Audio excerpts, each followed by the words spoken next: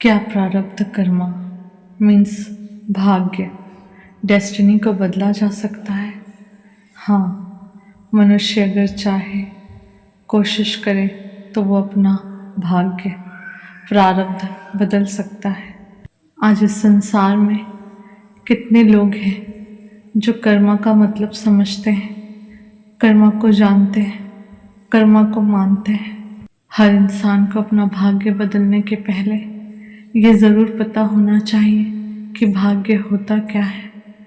भाग्य इंसान का संचित किया हुआ कर्म, जो इंसान अपने जीवन में अच्छे बुरे कर्म करता है, उन्हीं कर्मों का जो भविष्य में फल मिलता है उसे ही भाग्य कहते हैं, प्रारब्ध कहते हैं। बट ये कोई मनुष्य नहीं जान सकता कि किस कर्म का फल कब मिलेगा, महीनों में, दिनों में, वर्षों में या फिर अगले जन्म में। जितने भी इस संसार में जीव जंतु हैं, पशु पक्षी, वो सब अपना प्रारब्ध भोग रहे हैं। सिर्फ उनके भाग्य में भोगना लिखा है, क्योंकि वो जिस योनि में है उसमें वो कर्मा क्रिएट नहीं कर सकते, ना अच्छा ना बुरा।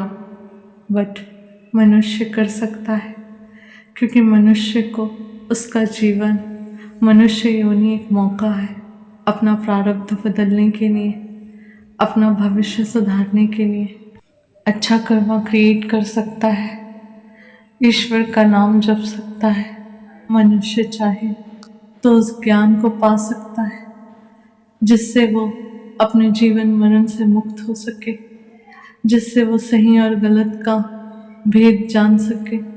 आज हर इंसान तो दुखी है ही, और वो दूसरों के दुख का कारण भी बनता है, दूसरों के बारे में गलत सोचता है, दूसरों को धिक्कारता है, अपशब्द का इस्तेमाल करता है, और फिर वो अपने लिए नए बुरे कर्मों को इकट्ठा कर लेता है।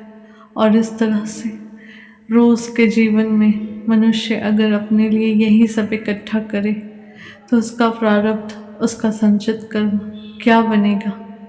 अपनी सोच, अपने कर्म, अपने आप को बदलने की कोशिश और अपने आप को बदलने की जिम्मेदारी ही इंसान का भाग्य बदल सकती है, उसका भविष्य सुधार सकती है। अब तक तो जो इंसान ने कमाया है वो बदला नहीं जा सकता। हर कर्म के साथ उसका फल तय है, फिर कर्म अच्छा हो या बुरा, कर्म के साथ फल बंधा हुआ है। मनुष्य जब तय करता है कि उसे धर्म और मानवता के नियमों के अनुसार जीवन जीना है, सिर्फ और सिर्फ अच्छे कर्म ही करने हैं, तब उसे डिवाइन की तरफ से हेल्प मिलती है।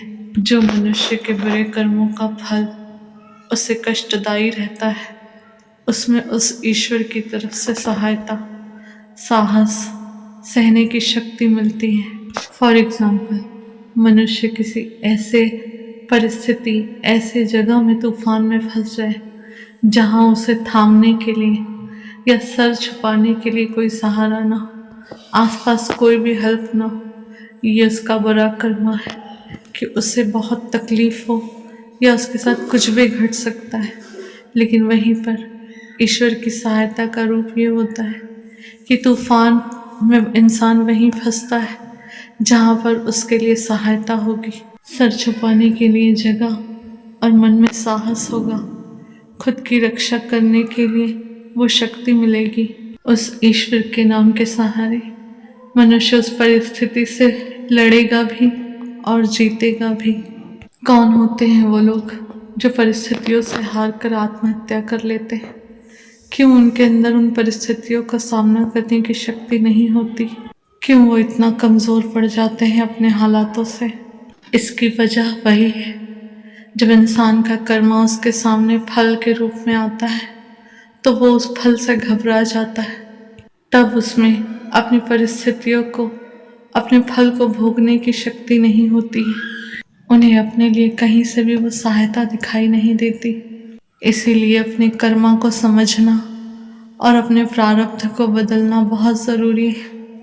मनुष्य समझ जाए अगर उसके जीवन में कोई कष्ट है, बुरी परिस्थितियां हैं, तो उसका वो फल है, और अब वो अपना प्रारब्ध बदलने की कोशिश करे, अपने जीवन को सही तरीके से जीने की कोशिश करे, अपने आप में दृढ़ निश्चय करे और सिर्फ अपना अच्छा कर्मा क्रिएट करे, उस ज्ञान को अर्जित करे जिस ज्ञान से उसको सही मायने में जीवन जीने की प्रेरणा मिले और वो रास्ता मिले जिससे चल कर के वो अपना प्रारब्ध बदल सके।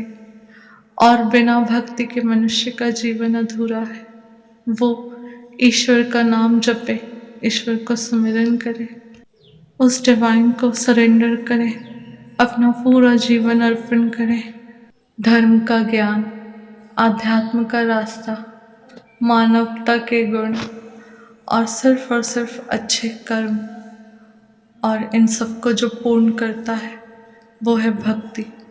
भक्ति मीन्स ईश्वर का सुमिरन और उस डिवाइन यूनिवर्स पर अटूट विश्वास, अपने संपूर्ण जीवन को उस डिवाइन को पूर्ण रूप से अर्पित कर देना ही भक्ति है। इन सारे गुणों को धारण करते हुए मनुष्य अपने संपूर्ण जीवन को प्रकाशमय बना सकता है, सुख समृद्धि और शांति से भर सकता है, अपना संपूर्ण जीवन, अपना प्रारब्ध बदल सकता है।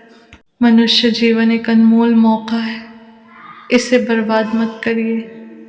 अपने जीवन को अर्थ दीजिए, अपने आप को, अपने कर्मा को समझिए, इस प्रकृति को समझिए, अपनी खुद की और औरों की सहायता कीजिए।